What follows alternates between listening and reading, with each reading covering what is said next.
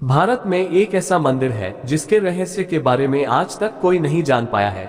ये मंदिर देश से लेकर विदेश तक अपने कुंड के लिए मशहूर है। दरअसल इस मंदिर में एक ऐसा कुंड है जो हमेशा ही पानी से भरा रहता है और इस कुंड में नहाने के लिए साल भर लोगों का तांता लगा रहता है। जी हाँ, हम बात कर रहे हैं बर्बरी कुंड यानी श्याम कुंड के बारे में, जो भारत के राजस्थान के जयपुर में स्थित एक मशहूर मंदिर खाटू श्याम बाबा के मंदिर का हिस्सा है। खाटू वाले बाबा के मंदिर में स्थित ये कुंड अपने अंदर बहुत से रहस्यों को दबाए हुए है। बाबा श्याम के इस विख्यात मंदिर की कई मान्यताएं और कहानियां हैं। बाबा के मंदिर में मौजूद ये कुंड अपनी उत्पत्ति को लेकर भी कई रहस्य छिपाए हुए हैं। कहा जाता है कि आज से हजारों साल पहले जब यहाँ केवल मिट्टी ही थी, तब यहाँ रोज गाय आया करती थी और जानवर आया करते थे और इस स्थान पर पहुँचने के बाद गाय का अपने आप दूध देने लगती थी। रोज हो रहे इस घटनाक्रम को देखने के बाद आसपास के इलाके में रहने वाले लोगों ने वहां खुदाई का काम शुरू कर दिया और जब उन्होंने गड्ढा खोदना शुरू किया तो उनका सामना एक गजब रहस्य से हुआ।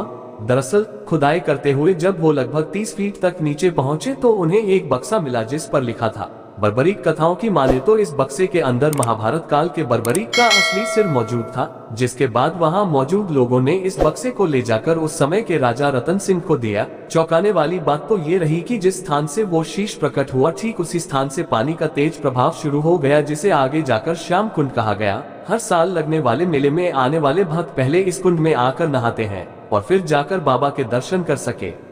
आखिर क्या है श्याम कुंड की मान्यताएं? श्याम कुंड को लेकर कई तरह की मान्यताएं जताई जाती है। कहा जाता है कि श्याम कुंड में नहाने से कई पाप दूर हो जाते हैं और अगर कोई बाबा के दरबार पर पहुंचकर अच्छे और निश्चल मन से कुंड में स्नान करता है तो उसे एक नया शरीर मिल जाता है। इसके अलावा अगर कोई हारा हुआ हो, उसका कोई काम न बन रहा हो और वो जाकर बाबा के कुंड में स्नान करे तो बाबा हारे का सहारा बनकर उसका साथ देते हैं। इसके अलावा इस कुंड में नहाने से शरीर और मन दोनों की ही अशुद्धियों का नाश हो जाता है और अगर किसी स्त्री को पुत्र रत्न की प्राप्ति न हुई हो और वो जाकर बाबा के कुंड में नहा ले तो उसे पुत्र रत्न की प्राप्ति होती है। जैसे श्याम बाबा को हारे का सहारा कहा जाता है, तोरण द्वार को वकुंड का द्वार कहा जाता है, वैसे ही श्याम जल को अमृत कहा जाता है। और श्याम जल को अमृत कहा ही नहीं जाता बल्कि ये सच में अमृत ही है। इसे नियमित अपनाने से भक्त तर ही जाता है, चाहे उसे बड़े से बड़ा संकट ही क्यों ना हो। बस बात विश्वास की है। ये बात मैं अपने पर्सनल एक्सपीरियंस के साथ कह सकता हूँ। जो भी श्याम भक्त खाटू जी के श्याम जल को सच्चे मन से और पूरे विश्वास के साथ अपने घर लेकर आता है और इसको नित्य नियम के साथ अपनाता है, उस भक्त को चाहे कोई भी पीड़ा हो, कष्ट हो, आर्थिक परेशानी हो, चाहे बड़ी से बड़ी बीमारी ही क्यों ना हो, वो सब दूर हो जाती है। बस आपको इसे पूरे विश्वास के साथ अपनाना पड़ता है। श्याम जल, जिस जल से श्याम बाबा को हर अमावस को स्नान करवाया जाता है, उस जल को श्याम जल कहा जाता है। इस जल की एक एक बूंद श्याम बाबा के मुखड़े को छू कर निकलती है। इस श्याम जल में बाबा के पावन चंदन का भी मिश्रण होता है, जिस बाबा के दर्शन मात्र से ही मरता हुआ व्यक्ति भी जीवित हो जाता है। हारे हुए व्यक्ति को सहारा मिल जाता है, सबकी मनोकामना पूरी हो जाती है। तो श्याम जल के बारे में तो कहना ही क्या।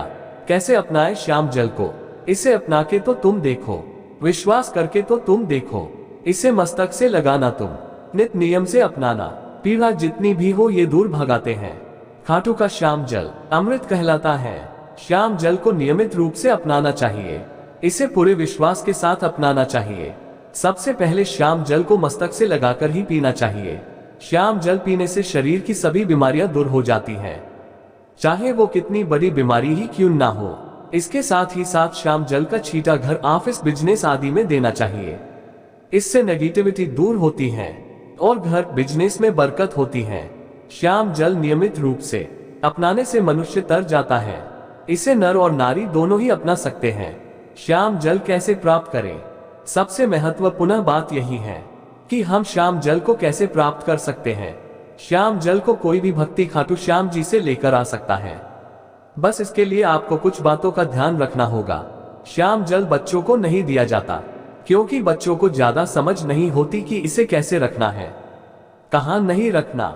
श्याम जल लेने के बाद श्याम जल की शुद्धता का विशेष ध्यान रखना होता है। इसे हर किसी स्थान पर नहीं रखा जा सकता। जो व्यक्ति श्याम जल को अपने घर लाने के लिए लेता है उसे अपनी शुद्धि का भी ध्यान रखना पड़ता है। श्याम जल आपको नॉर्मल बोतल में नहीं मिलेगा, इसके लिए आपको कैनी वाली बोतल ही लेकर जानी पड़ेगी। ये बोतल आपको आसानी से मार्केट में मिल जाएगी और खाटू श्याम जी में भी मंदिर के पास किसी भी दुकान में आसानी से मिल जाती हैं। इसके बाद मंदिर में प्रवेश करना है।